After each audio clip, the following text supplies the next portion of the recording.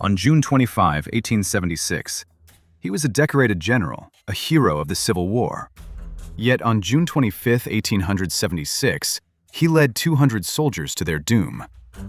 What happened at the Battle of Little Bighorn that turned a victorious general into a legend of failure?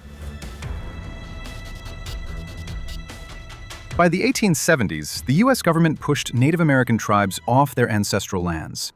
The discovery of gold in the Black Hills sparked conflict as settlers ignored treaties and encroached on Lakota territory. The Lakota, led by Sitting Bull and Crazy Horse, defended their hunting grounds.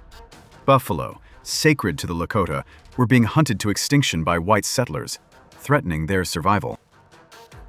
General George Custer, a controversial figure with a record of brutal campaigns, was tasked with capturing Lakota leaders.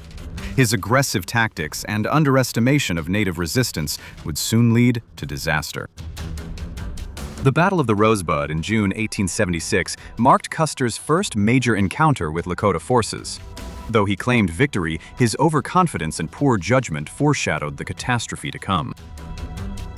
The Lakota, Northern Cheyenne, and Arapaho united to resist U.S. expansion.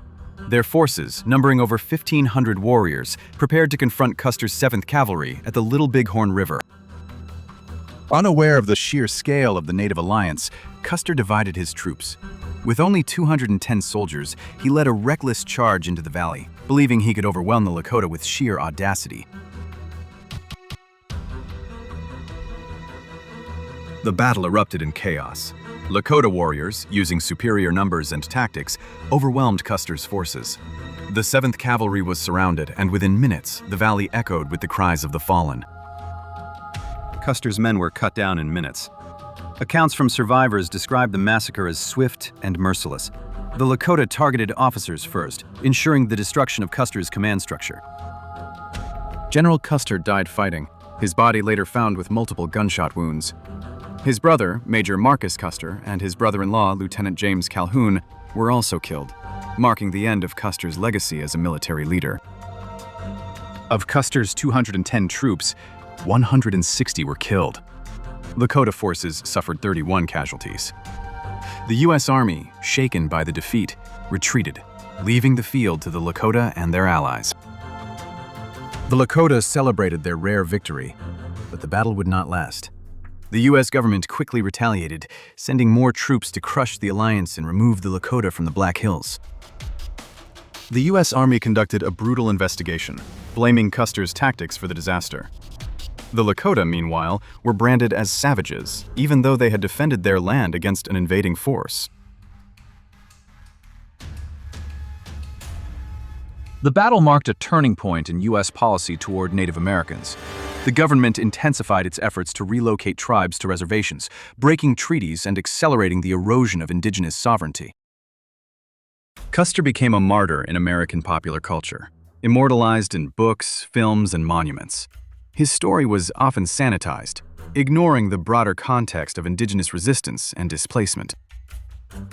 For the Lakota, the battle remains a symbol of resilience. Oral histories recount the bravery of their warriors and the injustice of U.S. expansion, ensuring the memory of the Little Bighorn lives on. The aftermath of the battle accelerated the loss of native lands and traditions. The Lakota were forced onto reservations where they faced poverty, disease, and cultural suppression. Today, the Little Bighorn Battlefield National Monument honors both the soldiers and the Lakota.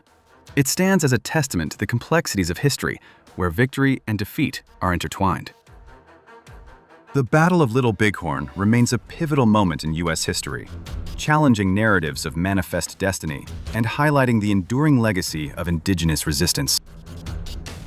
History is waiting. Subscribe for more untold stories of courage and consequence.